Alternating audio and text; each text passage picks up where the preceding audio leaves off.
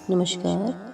संत महात्मा हमें यही उपदेश देते हैं कि इस मनुष्य जन्म में आकर अपनी देह के अंदर परमात्मा की खोज करो, लेकिन हम देह के अंदर परमात्मा को ढूंढने के बजाय उल्टा इस देह के ही मान और अहंकार में फंस जाते हैं। जरा गौर करके देखें कि हम इस शरीर में बैठकर किस चीज़ का मान और अहंकार करते हैं। क्या जवानी का मान करते हैं? हमने किसी का बुढ़ापा नहीं देखा? क्या हमें भी इस बुढ़ापे की उम्र में नहीं पहुंचना है? स्वास्थ्य और तंदुरुस्ती का गुरूर करते हैं? क्या कभी अस्पतालों में बीमारों की हालात नहीं देखी? रुपए पैसे का अहंकार करते हैं? क्या बड़े बड़े राजाओं महाराजाओं सेठ साहूकारों को कंगालों की तरह सड़कों पर भटकते नहीं देखा? फिर हम दुनिया की हुकूमत या इज्जत और मान बढ़ाई का अहंकार करते हैं। क्या बड़े बड़े लीडरों, नेताओं और तानाशाहों को फांसी के तख्तों पर चढ़ते नहीं सुना या गोलियों के शिकार बनते नहीं देखा?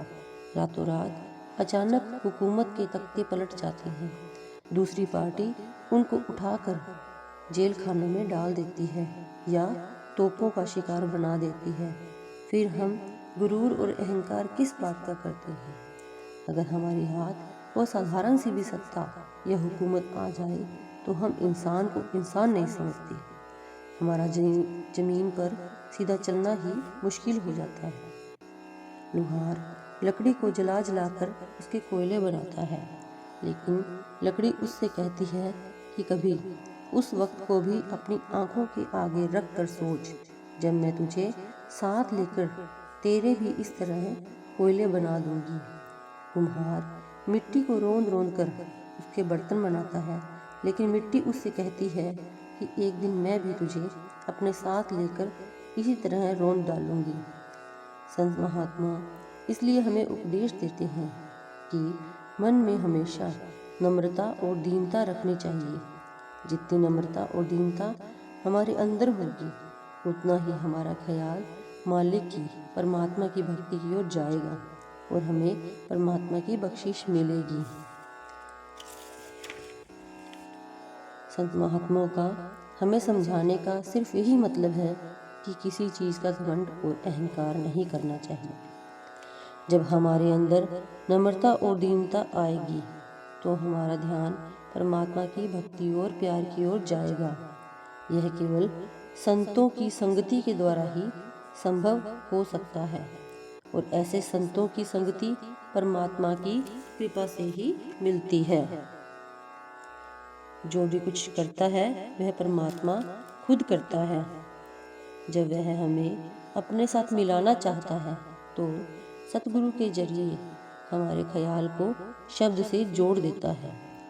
संत महात्मा परमात्मा द्वारा भेजे जाते हैं और जिन जीवों पर परमात्मा की कृपा होती है उन्हीं को अपने साथ लेकर परमात्मा के अंदर समा जाते हैं। हर एक संत महात्मा केवल यही उपदेश देते हैं कि परमात्मा एक है। हमारी आत्मा उस परमात्मा की अंश है। उससे मिलकर ही हम जन्म मरण के दुखों से बच सकते हैं। वह परमात्मा हर एक के शरीर के अंदर है और मनुष्य के चोले में आकर ही हम उसे प्राप्त कर सकते हैं। हमारे अंदर हमारे मन की रुकावट है, जिसके कारण हम उस परमात्मा को अपने अंदर देख नहीं सकते। यह मन की रुकावट शब्द या नाम की कमाई के द्वारा ही हमारे अंदर से दूर होती है। वह नाम या शब्द और परमात्मा से मिलने का रास्ता भी खुद परमात्मा ने ही हमारे अंदर रखा है। संतों की संगति के जरिए ही हम अपने अंदर उस रास्ते को ढूंढ सकते हैं और नाम या शब्द को अपने ख्याल जोड़ सकते हैं। संतों की शिक्षा का आधार उनका निजी अनुभव होता है। वे ग्रंथ पोथियां पढ़कर सुनी सुनाई बातें नहीं करते हैं। वे तो जो कुछ अंदर की आंखों से देखते हैं और जो उनका अपना अनुभव होता है उसी को बयान करते हैं। Thank you.